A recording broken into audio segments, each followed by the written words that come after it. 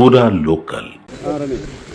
రాష్ట్ర ప్రభుత్వం వరద నివారణ చర్యలు తీసుకోవడంలో పూర్తిగా విఫలమైపోయింది. ముఖ్యంగా ఈరోజు ఈ ఫెయిల్యూర్ అంతా కూడా రాష్ట్ర ముఖ్యమంత్రిది, రాష్ట్ర ప్రభుత్వాన్ని. ఎంత బాధతో ఉన్నామంటే ఈరోజు ఇవాళ హవేలీ గన్పూర్ మండలంలో మరి ఇద్దరు యువకులు చనిపోవడం జరిగింది. వాళ్ళ పిల్లలు, ముఖ్యంగా ఇద్దరు పిల్లలు గురుకుల పాఠశాలలో చదువుతున్నారు. వర్షాల వల్ల గురుకుల పాఠశాల లీక్ అవుతా ఉంది, మీ పిల్లల్ని తీసుకుపోండి అని ప్రిన్సిపల్ ఫోన్ చేస్తే పిల్లల్ని మెదక్కు పోయి తీసుకొచ్చుకుందామని బయలుదేరి మరి ఆటోలో నడుపుతున్నటువంటి యాదగౌడు, ఆటోలో కూర్చున్న సత్యనారాయణ ఇద్దరు కూడా ఈ వరదలో ఆటో కొట్టుకుపోయి చనిపోవడం జరిగింది. ఆ ఇద్దరు దాదాపు కొన్ని గంటల పాటు కరెంటు పోల్ పట్టుకొని ప్రభుత్వం నుంచి ఏదైనా సహాయం అందుతుందా, హెలికాప్టర్ వస్తుందా, ఎన్డీఆర్ఎఫ్ బృందాలు వస్తాయని 4-5 గంటలు ఎదురు చూశారు.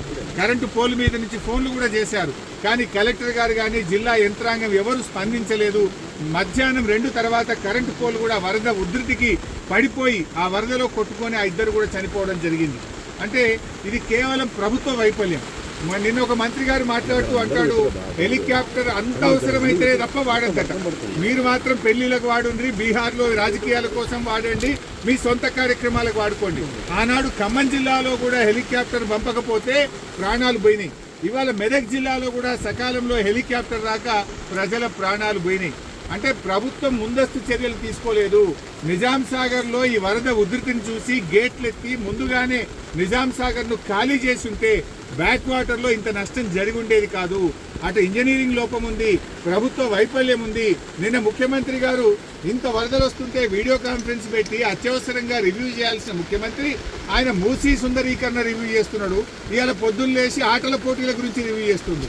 ఒక దిక్కు ప్రజల ప్రాణాలు పోతున్నాయి, తాగడానికి నీళ్లు లేవు. హవేలీ గన్పూర్లో నిన్నటి నుంచి కరెంటు లేక 7-8 గ్రామాల ప్రజలు మంచినీళ్లు లేక వర్షపు నీళ్లను ప్లేట్లలో, గ్లాసులలో పట్టుకొని తాగుతున్న పరిస్థితి ఉన్నది. ఇవాళ రేపు అంటు రోగాలు ప్రబలేటువంటి అవకాశం ఉంది. వచ్చే 24 గంటలు ఇంకా పెద్ద ఎత్తున వర్షాలు ఉన్నాయని వాతావరణ శాఖ చెప్తా ఉంది.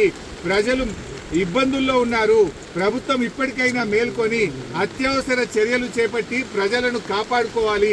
ప్రజలకు త్రాగునీరు అందించండి, ప్రజలకు అవసరమైన ఆహార పొట్లాలను పంపించండి, హెలికాప్టర్లను అందుబాటులో పెట్టండి. ఎందుకంటే బాగా తడిచి ఉన్నది, ఇప్పటికే నీటి ప్రవాహం ఉంది. ఇంకా వర్షం ఏమన్నా కొద్దిపాటి వర్షం ఎక్కువ పడ్డా కూడా మరి చెరువులు కానీ తెగేటువంటి ప్రమాదం ఉంటుంది. కనుక అన్ని జాగ్రత్తలు ప్రభుత్వం తీసుకోవాలని చెప్పి కోరుతా ఉన్నాం.